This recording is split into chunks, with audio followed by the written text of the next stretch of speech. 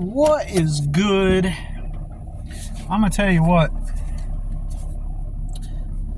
It's been challenging because in moments, the depression I was talking about in my other video, it kind of fluctuates. It's always been this way. I'll start having anxiety too, like just general anxiety, just popping up, and my thoughts will be scattered, and I don't want stimulus, right? I don't want to talk with people. I don't want to. Now, don't get me wrong, I can exert a boundary and say, look, I don't want to talk right now, right? I can do that. And I have done that. And here's where it gets weird. There are people that don't have the capacity to comprehend what that means. So you literally just can't hold it against them. So and it took me a long time to learn this, that some people, like, say you want to be left alone, you don't want to talk to people right now, and you tell them, and they go, oh, okay. It sounds like that they comprehended what you said, when in reality they actually did not. In reality, what will happen is within moments they will begin to start talking again, and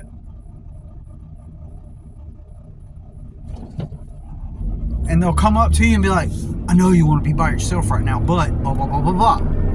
Like, their brains. So I'm having anxiety. I left my place to go to my mother's,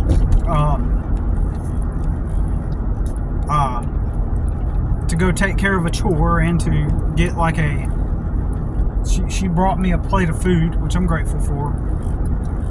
And at the same time, like, I am overstimulated, right? And I'm having anxiety at this point. I left home. I left the comfort of my home, and I got to go pick up my son, right? And I had to learn that my mother is never going to get it at some point.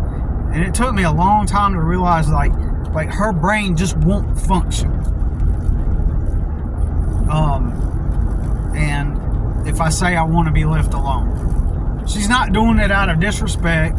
She's not doing it out of, some kind of desire to annoy me or nothing. She's just doing it because she can't comprehend at all that I really don't like to talk a lot. I don't like to sit there and have random conversations about random things. Now, random spur of the moment conversation and small talk is a good thing to some extent. Its purpose is to create vibes with people and to resonate with each other at a superficial level in a good way. So, nothing wrong with that. However, people that have never worked or never adapted into society, like my mother, she's never had a driver's license, ever. She's in her mid-60s and has never had a driver's license. Never drove a car. Never worked a job. She's someone that has literally gotten a free ride in life. Her whole life. And now, with my dad dead, she gets to live off of his, she gets to live off of benefits because she's the widow. So she gets a free place to live because my dad fought in Vietnam. And when he died, they were broken up. She left the family. Right? but they were still married on paper, and that's the only reason why she's got widow benefits, which I'm not complaining about that. It's not a bad thing, right? And then my grandma dies, and she and her siblings split up the money, and they each get $60,000 after the sale of my grandmother's home. So,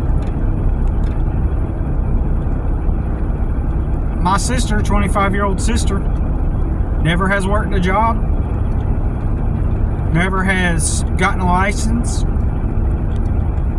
just chronically online playing video games. And that's her life. She gets to live free. Just a free life.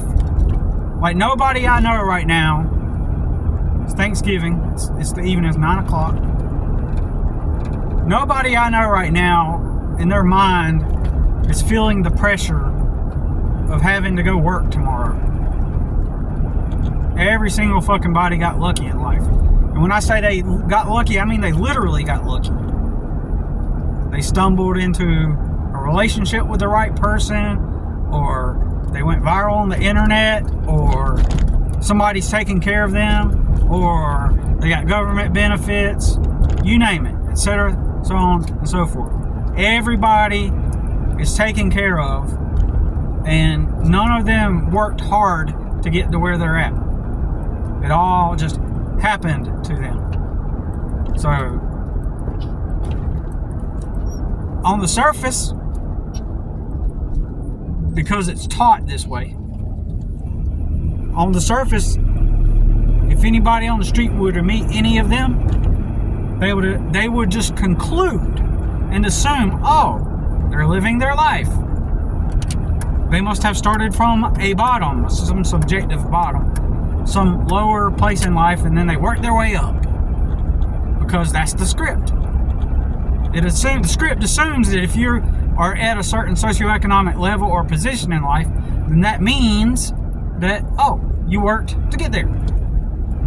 And that, my friend, is literally not the case most of the time for the majority of people I've ever met. It just is not true. Factually, objectively not true. So none of them have the stress of having to go, like, I literally have no money. I think I got $9 in my pocket, in my wallet right now. $8 or $9. That's it. I don't have any money in the bank. I have $8 or $9 in my wallet right now. And then tomorrow I'm going to go, work for one of my customers. And I'm going to go set up his Christmas decorations and probably stack logs for his fire pit. And if there's any kind of weed trimming, which I doubt there is because the weather's so cold and everything,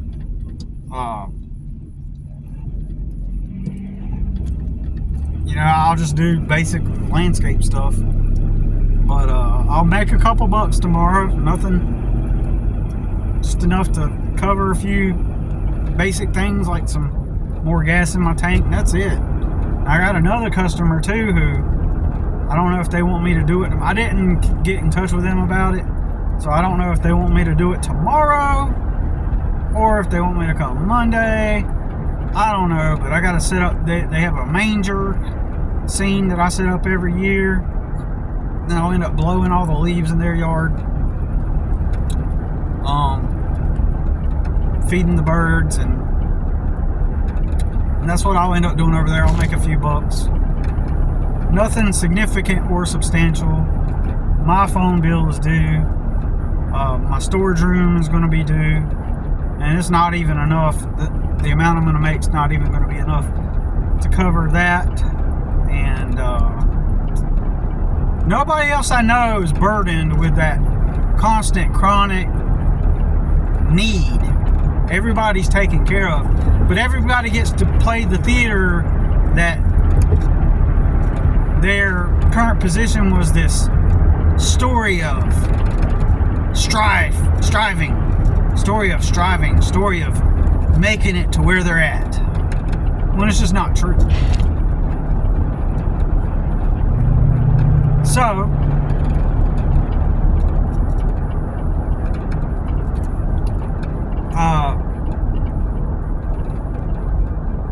when I get around my mom, like so when people have never worked, like they've never contributed to society at all, right? My mother had a job when she was a teenager working security at the airport back in the 70s, and that was it. And that was it. That was her only contribution to society. She has got to live a free life. My half sister, who's 25, who lives with her, doesn't have to lift a finger, doesn't have to do anything, and she's been enabled, you know. But that's beside the point. The point is, to some extent, I don't have a problem with it, because I simply believe that they are legitimately, I would even argue, clinically inept. Now, I know if my family heard me say that, they would just, oh man.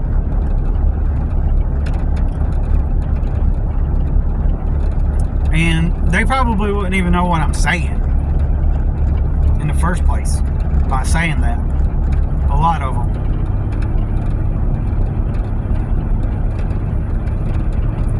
The only thing that would happen is I would come across as the bad guy as a result of proclaiming, what do you mean?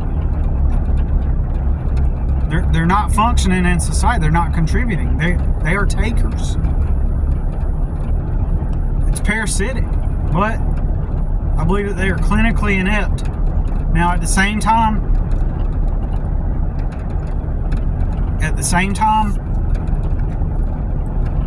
in my opinion, there ought to have been some kind of pressure or force pressuring them to become responsible and engage in tasks. My mother, she could have, which at the same time, I feel that there's something about her that's like kind of not working right, and it would prevent her from working. I do believe that. But my 25-year-old sister, y'all got to understand, she does not even have a understanding of the concept of the act of having to go work somewhere. So if somebody were to go to her and say, you need to get a job, she would not even know what you really mean exactly. To some superficial extent, she does know. She knows that at the store there are cashiers, and at the bank there are tellers, and in her realm and her perception of reality, those are kind of like authority figures that just exist in her free world that she lives in for free.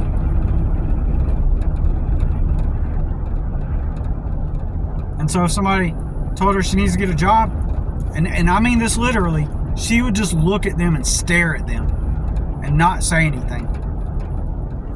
And then my mom would get agitated at them and tell them, like, tell my sister to ignore them, because they get to live in their privileged bubble. So all you people, y'all get to work to have what you got. And there are people like this, and I know tons of people like that. I grew up around it, and I've known tons of people like that. But some people also are inept. But there should have been some kind of social pressure on them to be pushed to adapt, and so they're never going to acclimate or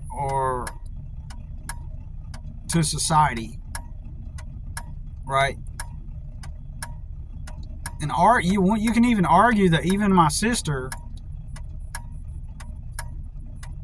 she's not all educated at all, but someone could have put social pressure on her enough to where she is capable enough to learn some kind of minimum basic skill that does not require the brain. But she will never do it because she's unaware of it. There is no social pressure. To some extent, we all had some kind of social pressure pressuring us to contribute to the society in some way. And then many of us, if not most of us,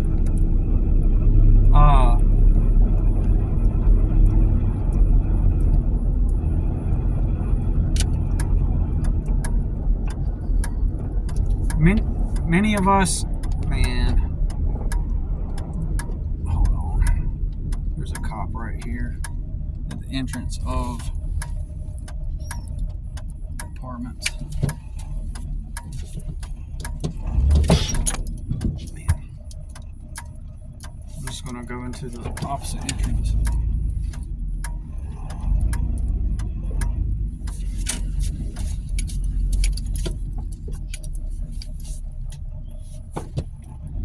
Oh, he better not try to fuck with me because they got the entrance blocked. He better not try to fuck with me.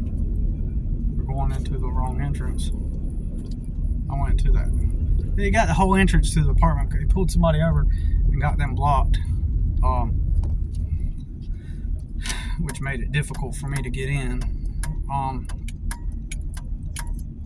So I took the exit entrance to get in. And so, anyways,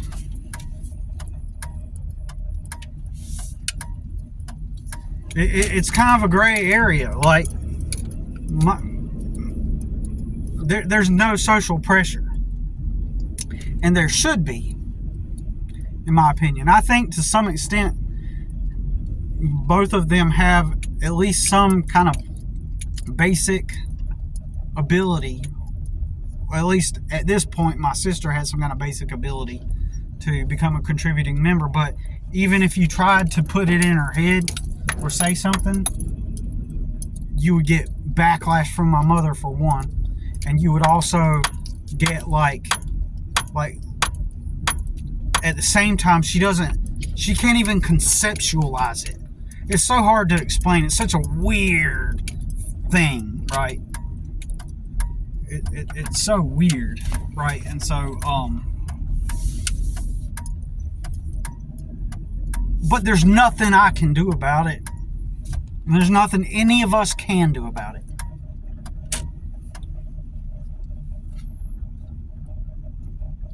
There's really nothing any of us could do about it. And my siblings, they would have never put the social pressure on them. But anyways, when I get around my mother lives in a, like I said, arguably, again, I know I'm repeating myself, she's just not a functioning member of society.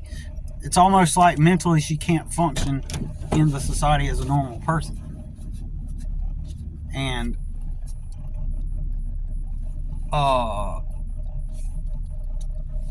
so she gets to sit around all day. Sit around, watch TV, clean up when she feels like it, and unlike how we grew up, she actually keeps it clean. But she also has money. She has money to live on. She gets to live free. She has money from the VA every month. And that pays everything. Food, bills. All of her needs are taken care of. So she just watches TV and she takes care of her place and keeps it clean because she's got the money to do it, and she's got all the free time in the world just to kick back and do whatever, right?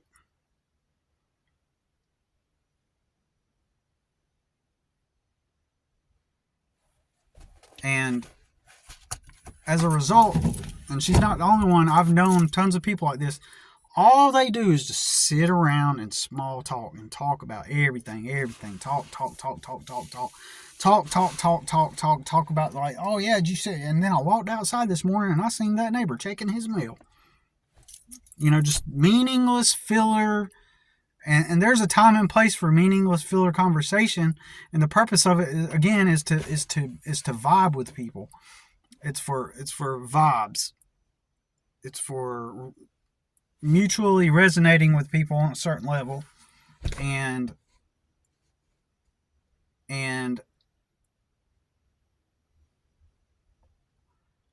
to get a feel for people, that kind of thing.